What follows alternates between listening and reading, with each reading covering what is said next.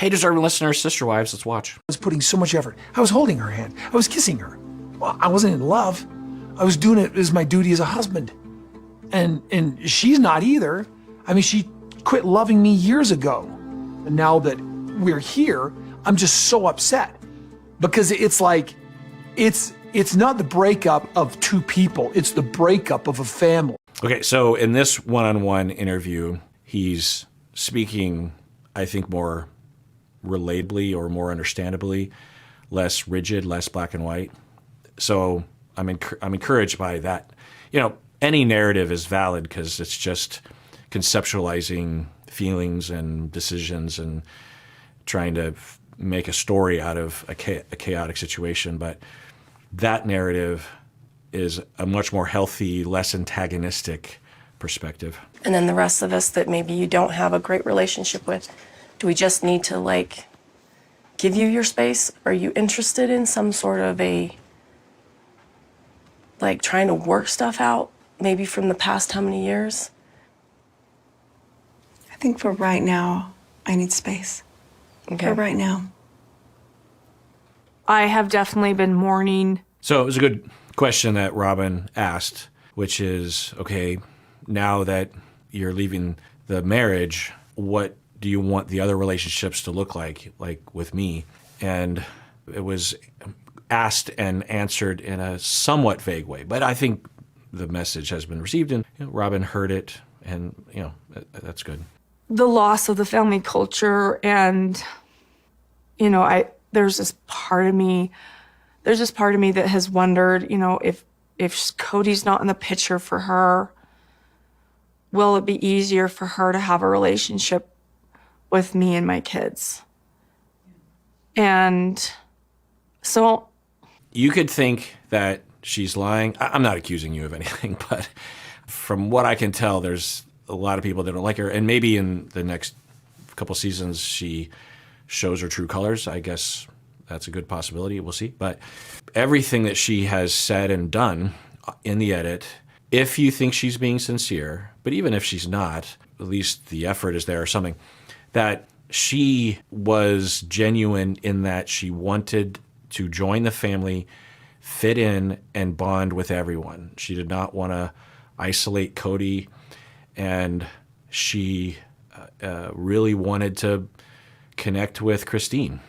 And it extends, at least now, what she's saying, and she could just be saying this to make herself look good, that moving forward, that now that the relationship between Christine and Cody has been wrapped up, she's hoping that she can now finally bond with Christine, because I don't know if she's going to say this, but I think what she's saying is the barrier that was in between me and Christine was because Christine was jealous, because Christine would say this, of Cody's affection to me.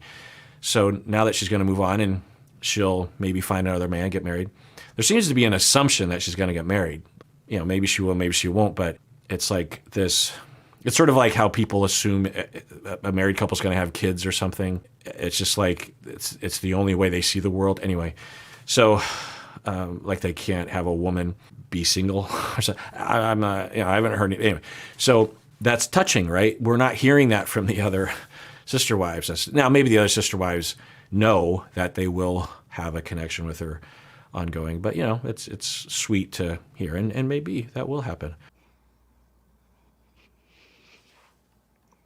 so that's what I'm kind of asking. Okay, well, Robyn, that's not what you're asking. What you were asking was kind of a neutral question. It's like, okay, how do you want? Maybe it would have helped if you would have asked more directly and been vulnerable and said, I've always wanted to have a relationship with you and have our kids friends. And now that this is over, might we try for that? That bridge of vulnerability, I think, might help. I don't know what Christine would say, but yeah, that's not what she said. So it might not be received. See us getting together for family reunions, and I do see us having fun together. And Is that the extent of what you want? Just For a now, family yeah. reunion? For now, yeah. Okay.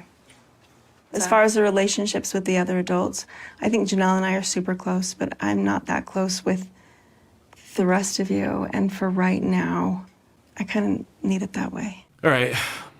That's fine. And that's interesting. I didn't know that. It is in line with a lot of other things, but that's pretty definitive. I want to be friends with Janelle. And she said she's super close to Janelle. From what I understand, over the past 30 years, the 3 first wives would phase sort of in and out, which is natural. And so I think this is maybe a phase in of their relationship. The way it seems, they seem to indicate that the first 3 sister wives never phased in. And if anything, had a lot of conflict and contempt for each other and just eventually established a homeostasis of just being cordial but not opening up or vulnerable. And also just kind of sectioning off in their mind about Cody and the other relationships. You know, it's just like, I'm just going to focus on my relationship with Cody, and I'm not going to even think, and I don't want to hear anything, and I'm not going to share anything about our relationship because I just don't want to think about it because they're not really accepting what's happening, you know, I don't know. But anyway, so she's saying that her and Janelle, and she's saying, I'm not close to you, Robyn. I'm not close to Mary, and I'm not close to Cody. In fact, I don't know if I ever want to see you guys again. She did say the family reunion stuff, you know, Thanksgiving and Christmas, sounds like those are the 2 biggies. But aside from that, no. And okay, I'm guessing that's going to hurt Robyn. And really, I don't know how Mary feels about that.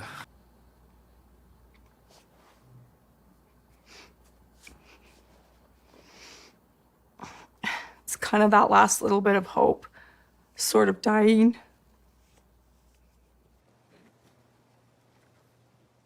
My immediate thought was, well, I may as well stand up and leave because there's no point of me being here in this conversation. Okay. So I forgot Mary was even there. But there was a moment where Cody turned to her and said, looks like you've got some thoughts in your mind. It looked like Cody knew to say something playful, maybe to get Mary to open up. But anyway, she kind of awkwardly deflected, which is fine. She doesn't have to say anything. But now she's saying what's in her mind, which is, I think that she's hurt by what Christine said, which would make sense. That someone, I mean, again, culturally from the outside, it's like, well, if anything, you're rivals, right? But to them, on paper anyway, they're all equally connected, right? So, you know, that's hurtful. And recently, it's like you wonder, well, what did Mary do to Christine? I understand that Mary and Christine had conflict in the beginning, or Christine didn't like Mary because Mary had more political power in the family in the beginning or something, but that was a long time ago. And now Christine is saying, I don't want to ever see Mary again outside of extremely large group. The implication could be received that if the kids weren't getting together for Christmases and stuff, then she might not ever want to see Mary ever again, right? Which would be totally fine. Christine can do whatever she wants. And the pain is just going to have to happen, right? So, but, you know, I don't know how Mary's receiving it, but she's not saying that directly. She's saying that she should just stand up and walk out. This episode is sponsored by BetterHelp. And if you sign up, please use the link below because that helps us out.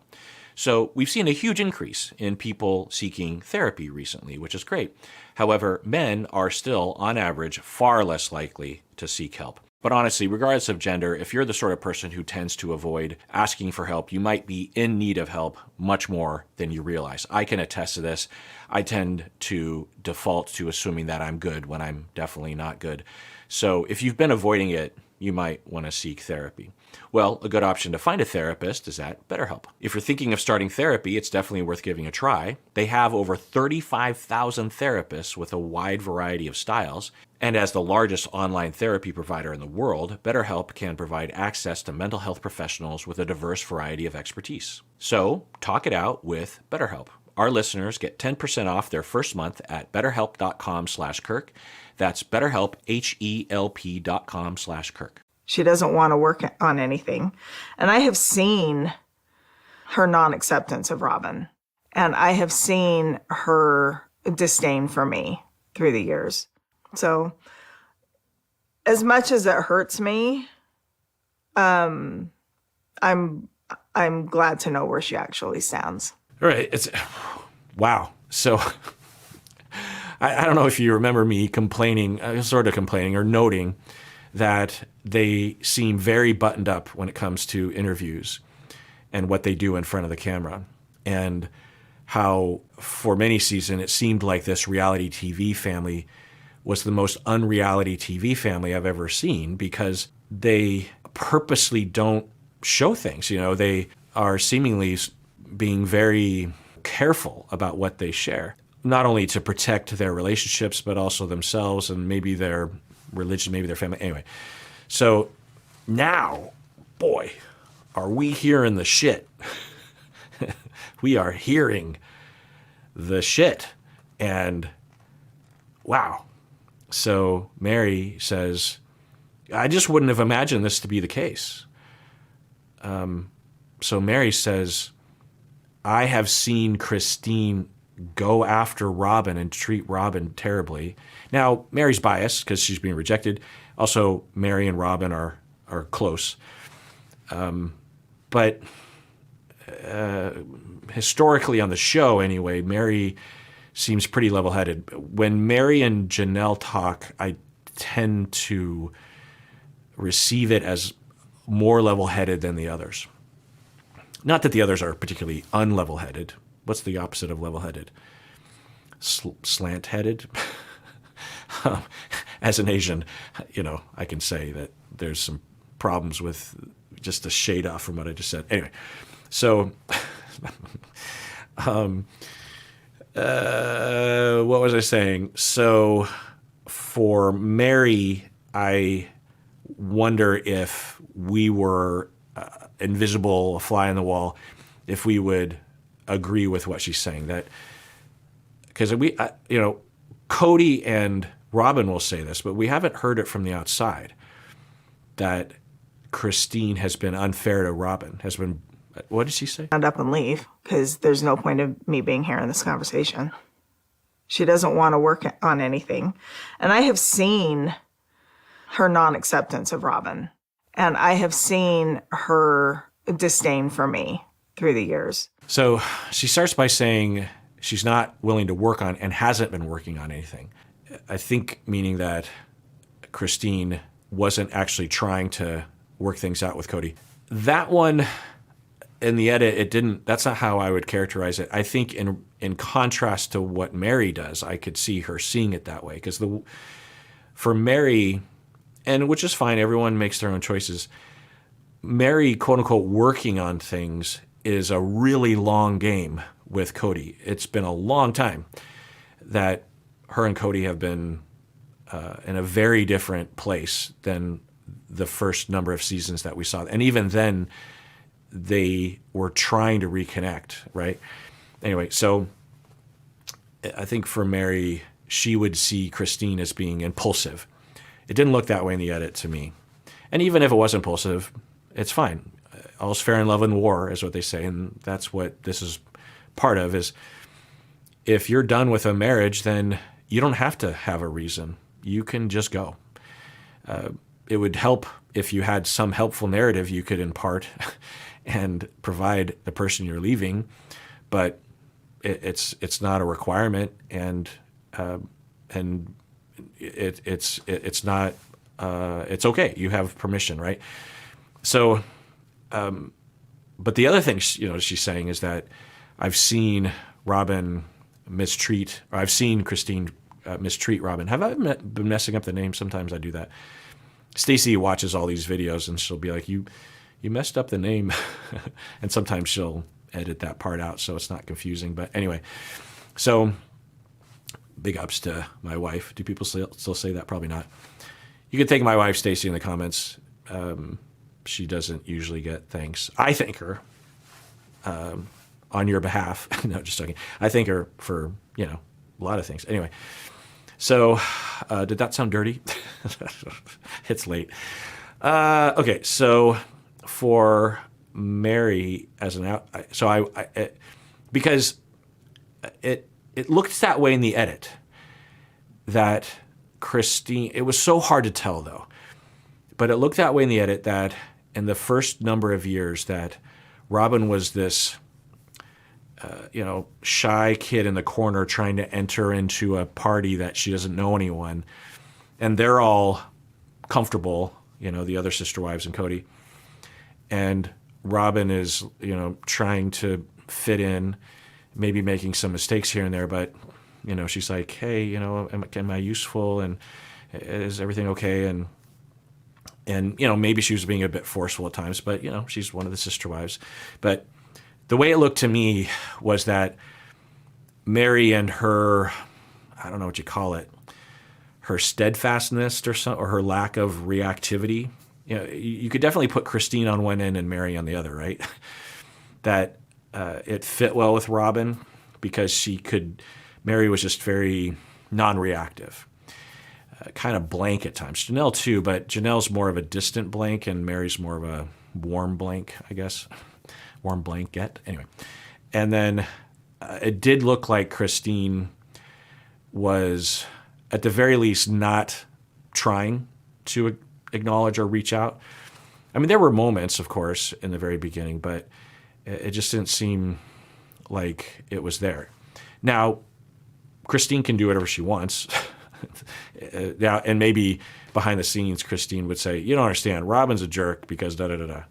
And Christine just doesn't want to get into that. Who knows? But it did look that way. And because there seems to be a narrative now that Robyn is being scapegoated or is being rejected unfairly or something. And I just don't know. And I'm guessing I'll never know, And it doesn't matter because Christine's leaving the family and doesn't want to see anyone ever again. As much as it hurts me, I'm glad to know where she actually stands. I'm not trying to end it that way, though. No, to me, it's not listen, an end. It's kind of like time. This isn't like a... Right. I should have waited for her to say that. That I was wondering if that was the case. That Christine's saying, I'm not saying forever. I'm just saying for the immediate future. I'm not saying forever. This isn't like it's not a trap. I didn't think question. so. I didn't think so. It's a real question. I think it's a real question, too, and I appreciate the real question. It's like, I don't know what I am. It's good. So, Robyn's clarifying. I was genuinely interested in knowing what you wanted. I wasn't trying to trap you or catch you on something so we could criticize you. And Christine is very differentiated and mature to say, yeah, that's the way I received it. Thanks for asking.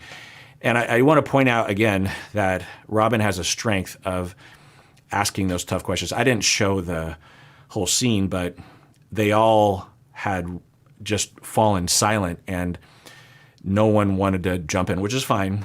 And Robyn was the one that broke the silence and asked a question that really Cody should be asking those questions. Or maybe Cody feels like he shouldn't. But anyway, it's good that question was asked. And it makes sense that Robyn would be the one to ask it. All right, well, that does it for that episode of Psychology in Seattle. Everyone out there, please take care of yourself because you deserve it. You really, really do.